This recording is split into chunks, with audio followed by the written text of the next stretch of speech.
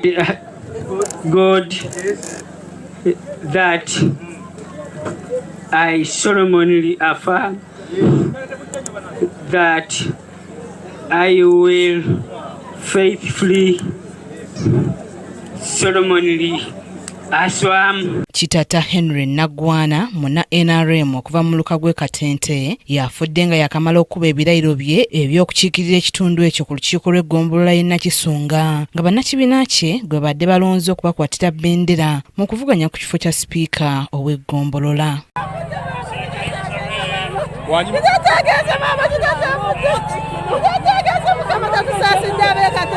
Ono atuuse ku kisaawe Nakisunga ewabadde omukolo ogw'okulayira ku ssaawa 7 ez'omutuntu ng'embeera ye si nnungi era ng'omukka alabisenga abadde abaka omubake. I will faithfully, solemnly assume that I will faithfully olw'embeera gy'abaddemu ebirayiro abikubidde mu mmotoka ng'era oluvannyuma embeera y'obulamu bwe eyongedde okutabuka bwe batyo ne bamuddusa mu ddwaliro. Amawulire ag'okufa kwe gasaasaanye mu bantu ku ssaawa 8:30 ekiviiriddeko emikolo egibadde gikyagenda mu maaso okukyankalana.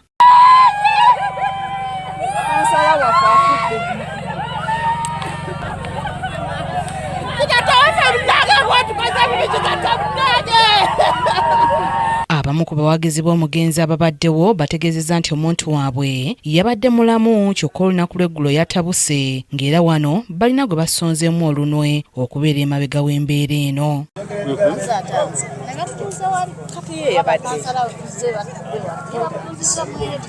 Bano era bategeezezza nti omugenzi n'omuntu gw'abadde addidde mu bigere Charles Kiyimba ekifo yakibeeramu emyezi 3 n'afiira mu kabenje. Wale waliwo mbo waye wali mulamu ye nabita ngetulonda Charles nafa nga accident yona abadde wa kusatu nakubiri walwalidde okuwulira entembo afudde era bamuleetedde mu motoka ogamenya tasobola kwogera tuwulire ennaku nyingi nnyo ku mutima gwaffe kansala waffe yasooka naye eragenda bwati accident kyokka nonaala gwe tubadde tulonze naye omwangwa gwe mbowa yalwako nno ati yalwako ng'ono tannamwesimbako. Ye ssentebe bw'e Nakisunga Stephen Mufuwa akolimidde abantu baalumiriza okutta bannaabwe olw'ebyobufuzi. You can't kill a person because of an office. It is bad. Chitata is dead. Kale. Yakulira abakyala ku lukiiko lwa NRM Julie Nasuna ategeezezza nga bwe bafiiriddwa omuvubuka ow'amaanyi abadde alwanirira NRM gwe babadde balinamu essuubi. Tuviiriddwako omuntu waffe, mwannyinaffe, muganda waffe ate awagira NRM emisana n'ekiro. Gwe tubadde tulinamu essuubi, twava naye mu bavubuka nga tumuteekateeka atuuse w'atuuse naye afudde nga yakamala okulayira.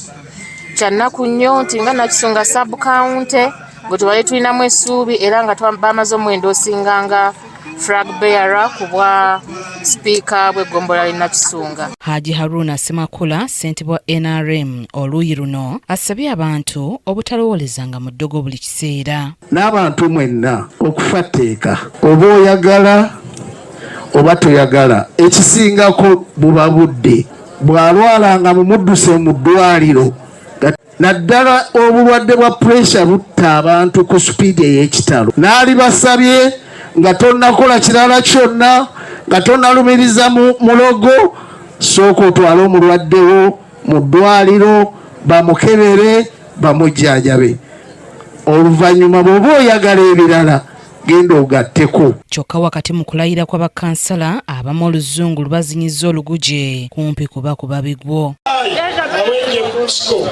Swear in the name of the Almighty God, I will faithful and bear true allegiance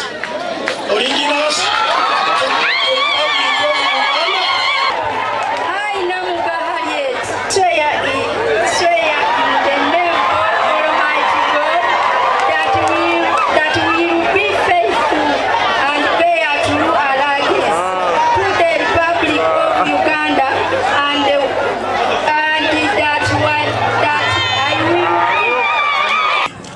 Namwendi Hamisi, swear in the name of Almighty Allah, Solomon affirm that you will give faithful service. Olw'okufa kwa kansala kireetedde akulira abakozi ba gavumenti mu kitundu kino Henry Damba okuyimiriza enteekateeka ey'okulonda sipiika w'eggombolola.